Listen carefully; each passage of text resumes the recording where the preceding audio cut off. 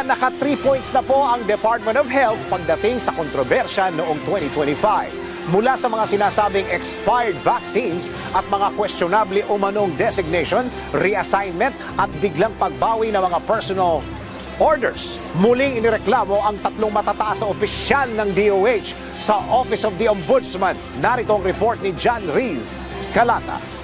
Mga paglilingkod na tama, kaya panalo ang Pilipino. Pero meron ding ginagawang hindi tama, kaya talo ang Pilipino. Mga ibinigay na serbisyo ng mga ahensya ng pamahalaan. Ngayong 2025, alamin kung panalo o talo. DWIZ Year-End Report.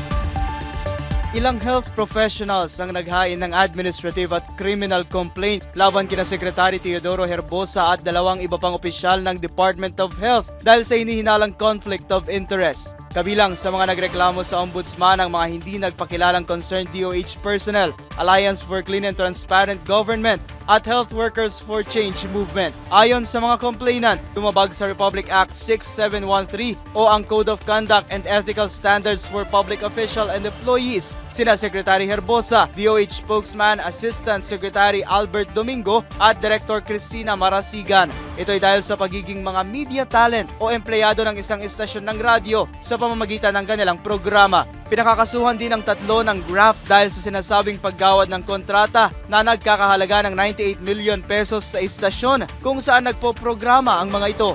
Hinihiling din ng mga complainant sa Ombudsman na patawan ng preventive suspension ng tatlong DOH officials, tanggalin sa serbisyo at i-disqualify sa paghawak ng posisyon sa pamahalaan. At yan ang report sa performance ng DOH. At sa DOH, talo ang Pilipino. Mga paglilingkod na tama, kaya panalo ang Pilipino. Pero meron ding ginagawang hindi tama, kaya talo ang Pilipino. Mga ibinigay na serbisyo ng mga ahensya ng pamahalaan. Ngayong 2025, ngayon alam na kung panalo o talo. DWIZ Year-End Report.